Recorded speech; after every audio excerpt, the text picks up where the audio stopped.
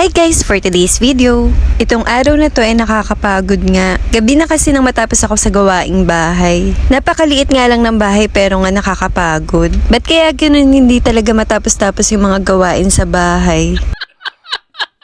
Kaya naman nang matapos ako sa gawaing bahay, etong si Ate Kaka ay nag-aya nga manood. Mag-movie nga daw sila ni Barenren bago nga matulog. Ang movie nga para kay Ate Kaka yung Once Upon a Time. Ayun nga yung lagi kong pinapanood sa kanila, yung Once Upon a Time. Halos yung ibang palabas nga ay paulit-ulit na nga sa kanila pero pinapanood pa rin nga nila. Maganda nga ito kasi nakakakuha sila ng aral. Dati talaga ito yung inaabangan ko tuwing linggo. Hindi ko talaga ito pinapalagpas kahit na maaga kinabukasan yung pasok ko. Lagi kasi ako pang umaga noon sa school. Sobrang ganda kasi ng mga pinapalabas nila dito. Bukod sa nalilibang ka, nakakakuha ka talaga ng aral. Kahit nga ngayon nalilibang pa rin ako dito sa Once Upon a Time. Yung iba kasi mga bago na sa akin, hindi ko na nga napanood noon. Sa tuwing nanonood nga silang dalawa, ako din, focus na focus sa pinapanood namin. Sobrang maganda talaga tong palabas na to para sa mga bata. Pampatulog pa nga nila to minsan. Minsan makadalawang makatatlong episode nga lang sila natutulog na nga sila. At eto nga maya may isa na nga natulog na bata pero ito nagsi-cellphone pa nga.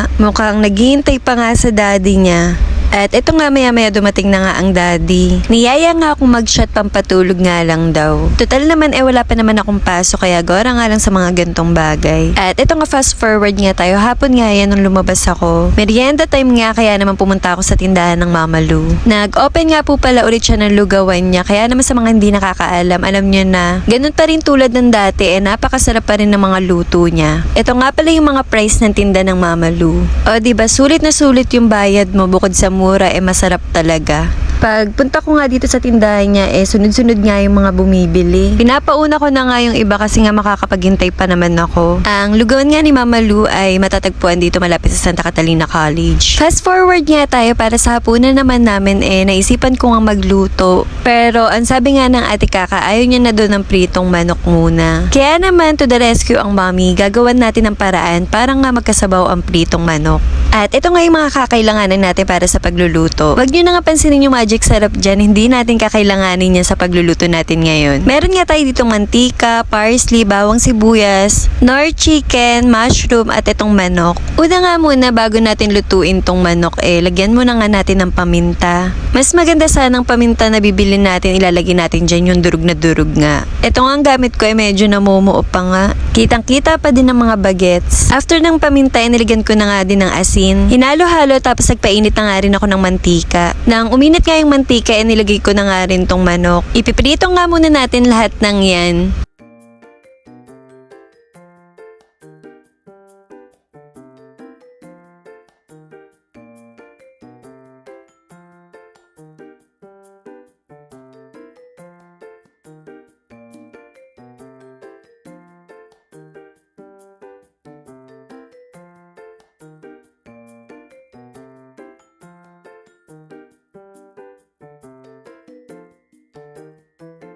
Natapos ko na nga prituhin tong manok.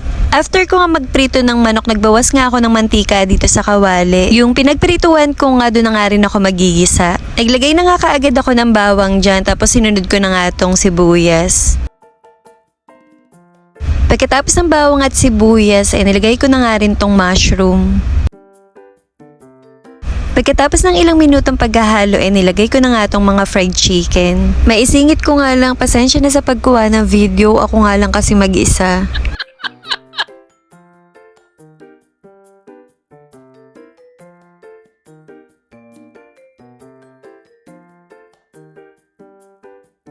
Nang malagay ko nga lahat ng fried chicken, sinunod ko na nga tong toyo. 1 tablespoon nga lang yan, tapos sinunod ko na nga rin tong nor chicken. Pero nakadepende pa din talaga sa dami ng lulutuin mo ha. Tapos naglagay din ako ng 1 tasa ng tubig. Pagkakulo nga at nawala na nga yung nor chicken sa paningin ko, naglagay na nga ako ng all-purpose cream. Tamang halo nga lang, hintayin nga lang natin kumulo yan. O diba napaka-easy tapos tiyak na magugustuhan talaga ng mga bata. Bukod sa easy cooking napakasarap talaga nito, promise. Kaya itry nyo na rin sa inyo. Tapos syempre para maganda tignan maglalagay tayo dyan ng parsley. Napadami nga yung lagay ko dyan ng parsley pero okay na nga rin. Kumakain naman sila Ate Kaka at Barenren yan. Basta ang masasabi ko lang, ang Ate Kaka at ang Barenren ay walang inaatrasan basta pagkain. Char. At eto na nga, finally we're done. Tapos na nga ang ating creamy chicken mushroom. Kaya naman kung sawa na nga kayo sa pritong manok, itry nyo na rin to. Promise, mapaparaming kain ng mga bata. At eto nga pagkaluto nga tinikman na nga ng ate Kaka. Mainit-init pa nga pero titikman niya na nga daw. Ang Renren kasi tulog pa nga ng mga oras na yan. So eto lang muna for today's video. Ayun lang, see you on my next mini vlog. Thank you for watching.